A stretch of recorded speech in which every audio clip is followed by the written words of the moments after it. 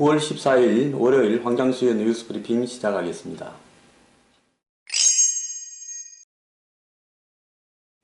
지금 문재인, 박원순, 김무성 유력 대선 후보 1, 2, 3위에 다 포함되는 분들이죠. 엎치락뒤치락 하면서 선두를 달리고 있는 세 분입니다. 이 세 사람이 어제 강남의 농인선언에서 있었던 약사열애 자불상 어제 아마 제막점한식이 있었던 모양인데 여기 참여해서 다 마음이 아프다, 마음과 몸이 아프다 이렇게 이야기한 걸로 지금 나오고 있습니다.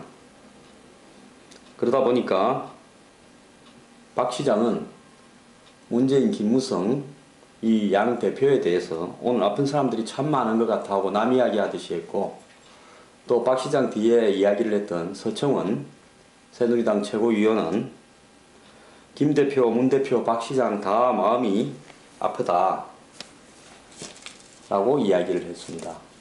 자, 왜 이렇게 갑자기 유력 대선 후보 1, 2, 3위가 마음이 아프다, 몸이 아프다 이렇게 이야기하는 걸까요? 자, 한국 사회에는 유력 정치인들, 대선 후보들이 국민 앞에서 자신의 개인사와 또 공적인 일을 구분해서 말하는 법에 대해서 훈련이 잘 안 돼 있는 것 같습니다. 저는요, 2002년 대선 때를 기억을 합니다. 당시에 노무현 후보 부인 권양숙 여사의 장인이 빨치산 의혹이 있었다. 그분은 감옥에서 돌아가셨죠. 자익활동에 대한 부분으로.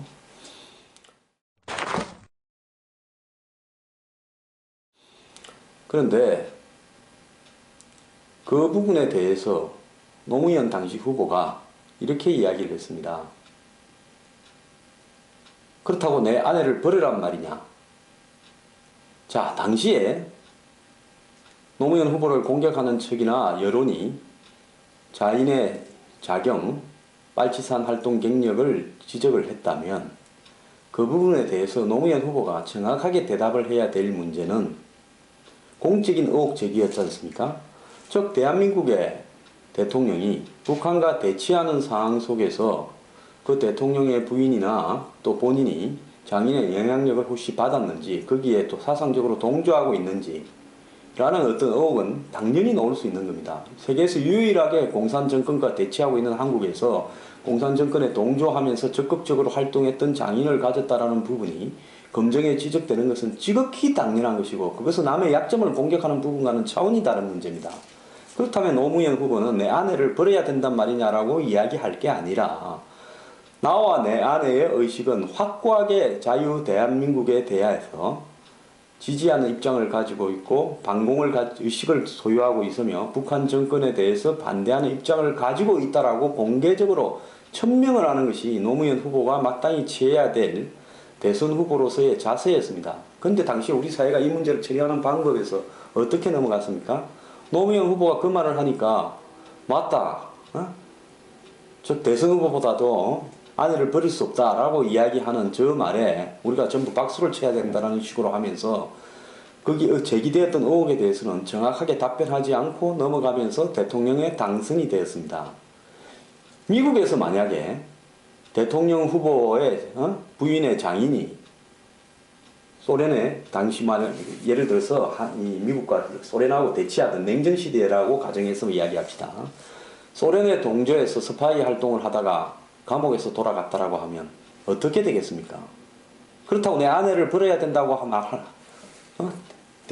버려야 된다고 말해야 되느냐?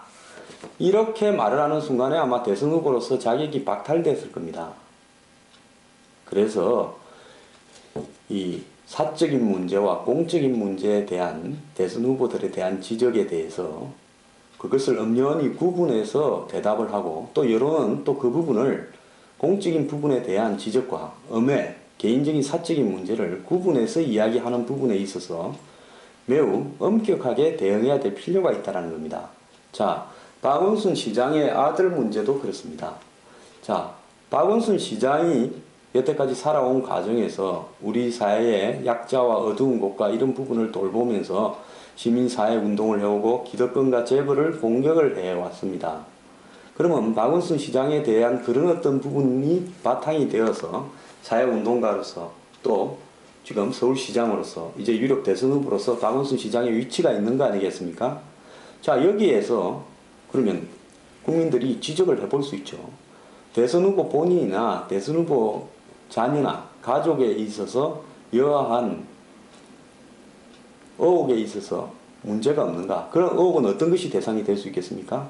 백력, 탈세, 부동산 투기, 또 과거에 했던 말들에 대한 검증, 이런 부분들은 당연히 국민들이 요구할 수 있는 기본적인 요건입니다. 그래서 박원순 시장의 아들 문제는 박원순 시장의 사적인 부분에 대한 문제 제기나 가족에 대한 파헤치기가 아니라 당연히 유력 대선 후보로서 자신이나 자신의 아들에 대한 백력에 대해서 국민들은 물을 수 있는 것이고요.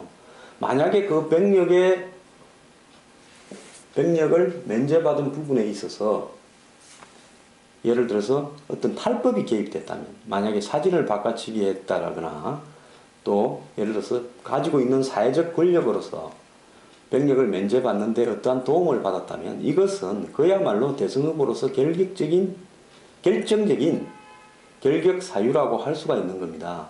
그렇기 때문에 이런 데 대한 문제 제기를 마치 그 자녀 사적인 데 대한 문제 제기처럼 몰아가면서 자녀를 외국에 영국에 가 있는데 연락이 안 된다. 내지는 예를 들어서 재판에 정인으로 소환돼야 되는 문제에 대해서도 강 건너 불 보듯이 이야기하는 것은 굉장히 옳지 않은 태도고요. 이런 문제들을 제기하는 쪽에 대해서 본인이 명확하게 자신의 입으로 의혹을 해소하고 있지 않으면서 법적인 대응을 하는 것도 공적인 문제에 대한 마치 사적인 대응처럼 비춰지는 부분은 옳지 않다고 보고 있습니다. 예를 들어 서울시청 앞에서 박원순 시장 아들 의혹을 갖다가 규명하다라고 시위를 하는 사람은 박원순 시장과 자신 간의 사적인 문제가 아니지 않습니까? 공적인 문제 제기를 하는 것입니다. 그렇기 때문에 박원순 시장은 고소에 앞서서 공적으로 명확하게 해명을 하거나 입증을 하고 그럴 의무가 있죠. 책임도 있고요. 그 다음에 그러고 난 뒤에도 규명이 되었는데도 그런다면 사적인 법적 대응에 나서는 것이 저는 맞다고 보고 있습니다. 자, 지금 문재인 대표가 겪고 있는 문제들, 당 내부에서 벌어지고 있는 문제, 문재인 대표가 4월 재보선에서 네 군데에서 다 참패했지 않습니까? 광주부터 시작했어요. 그러다 보니까 당 내부에서는 물러가라는 이야기가 나온 거 아닙니까? 과거에 작년 7월이죠. 7월 재보선에서는 안철수, 김한길 양 공동대표가 문재인 대표보다는 좋은 성적을 거뒀음에도 불구하고 재보궐선거에서 참패했다고 당 대표직을 물러났지 않습니까? 그렇기 때문에 당연히 문재인 대표에 대해서도 공천 과정이나 절차 등에서 문제가 있었다고 실제 있었고요. 그런 부분 때문에 책임을 져라는 이야기가 당 내에서 나올 수 있는 거고 문재인 대표는 거기에 대해서 혁신위원회를 만들어서 혁신안을 발표해서 돌파하겠다라고 정한 거 아닙니까? 근데 중요한 것은 혁신안을 발표했는데 반대가 많으니까 문재인 대표가 일방적으로 16일 날 중앙위원회에 자신의 거취와 그 다음 혁신안 통과를 같이 묶어서 걸겠다. 또 그것뿐만 아니라 중앙위원회를 통과한다면 13일, 15일 당원과 국민 여론조사를 해서 통과시키겠다 했지 않습니까? 그런데 당 내부에서는 어떤 이야기가 나왔습니까?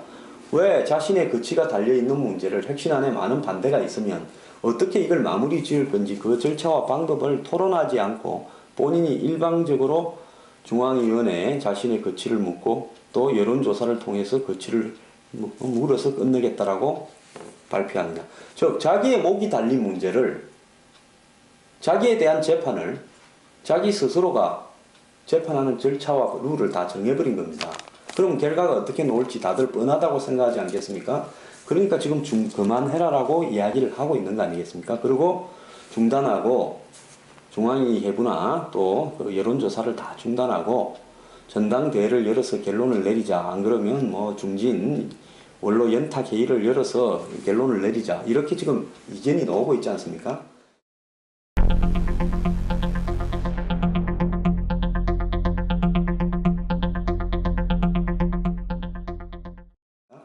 자, 적어도 당의 어떤 문제를 결정하는 데 있어서 그 결정을 하는 방법의 절차에 있어서 여러 가지 이견이 논다면 그것을 갖다가 의논해서 타협을 짓는 것이 민주적인 리더십의 근본인데요. 문재인 대표는 자신의 목이 달린 거취를 자기가 정한 방법으로 정해버린 겁니다. 과거의 그 방식, 여론조사 방식은 모바일과 연결되면서 결정적으로 하나마나한 백전백승을 친노가 거두던 방법이다. 이렇게 다들 알고 있기 때문에 반대하는 거 아니겠습니까? 이번에 핵심이 안에 핵심이 뭡니까? 300명에서 1000명의 공천 국민선거인단을 만들어서 그 선거인단이 공천을 결정하자. 자, 그 부분도 결국은 전화를 걸어서 전화를 받는 사람 중에서 공천 선거인단에 들어오겠느냐, 들어오겠다고 하면 그렇게 모아가지고 결정하는 방법에서 이것 또한 300명에서 1000명의 공천 선거인단이 친노 중심으로 결정된 가능성이 어떻든 크다. 과거에 그렇게 했는데 우리 다 졌다. 그것 때문에 지금 국회의원 자리라는 것은 정치하는 사람의 목이 달리는 거 아닙니까? 모두가 국회의원 되려고 정치하는 거 아닙니까? 근데 그 국회의원이 되기 위한 당의 공천 절차를 예를 들어서 문재인 대표가 혁신안이라면서 일방적으로 발표를 해버렸어요. 거기에서는 친노가 유리하고 친노가 아닌 사람은 공천이 될 가능성이 별로 없다. 불리하다. 즉 동원력이 떨어지기 때문에 300명에서 1000명 안에 자기를 지지하는 사람을 많이 넣기 어렵다. 이렇게 보는 거 아니겠습니까? 그럼 상대가 그렇게 본다면 룰은 서로 합의해서 정해야죠.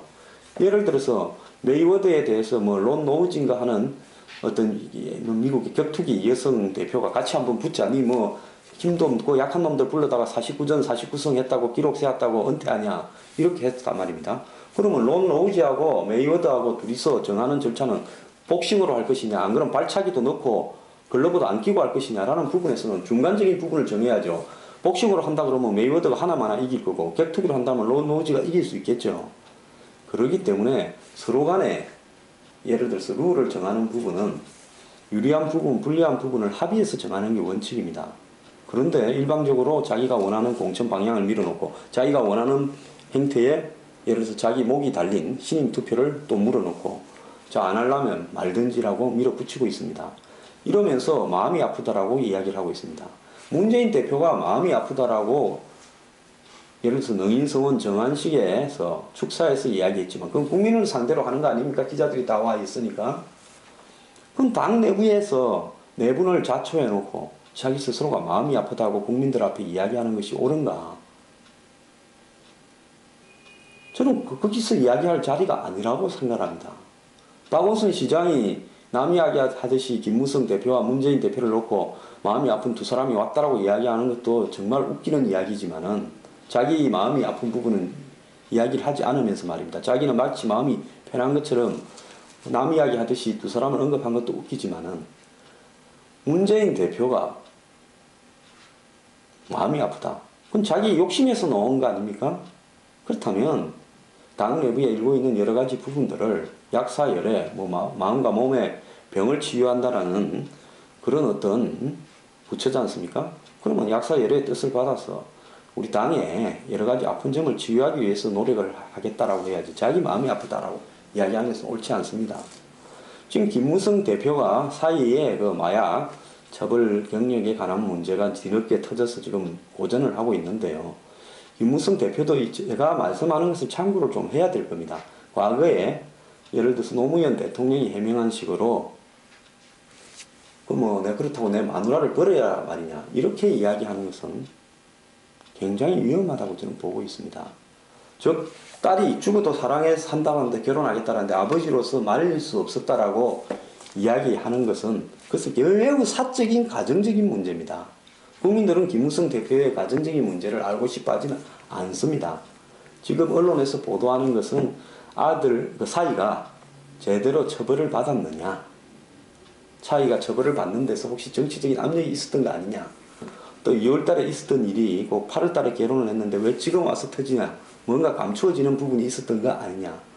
그 다음에 현장에 주사기가 더 있었는데 집에서 주사를 맞은 부분에서 주사기가 더 있었는데 사이만 확인되고 나머지 부분은 덮어졌는데 이런 부분들에 뭔 의혹이 있는 거 아니냐. 지금 이런 이야기들이 제기되고 있지 않습니까?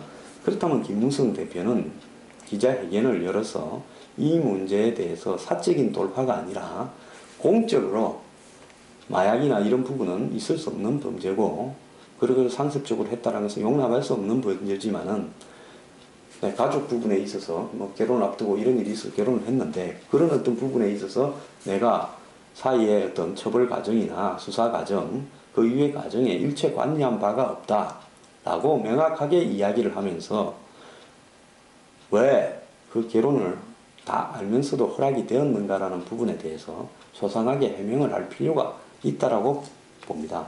왜냐하면 김무성 대표는 지금 1위를 달리고 있는 대선 후보고 이 문제는 야권이 지금 내부 싸움이 벌어지고 지형이 좋지 않아서 지금 넘어가게 될지라도 언젠가는 계속 터져 나올 수 있는 문제이고 또 더 나아가서 평범한 사람들은 사이가 상습적으로 시고 차례나 각종 여러 가지 종류의 마약을 했다면 그 결혼을 대부분은 허락하지 않지 않겠습니까? 그럼에도 불구하고 허락을 했다라는 부분에 대해서 국민들에게 왜 그렇게 했는지에 대해서 공인으로서 해명을 할 책임이 있다고 보고 있습니다.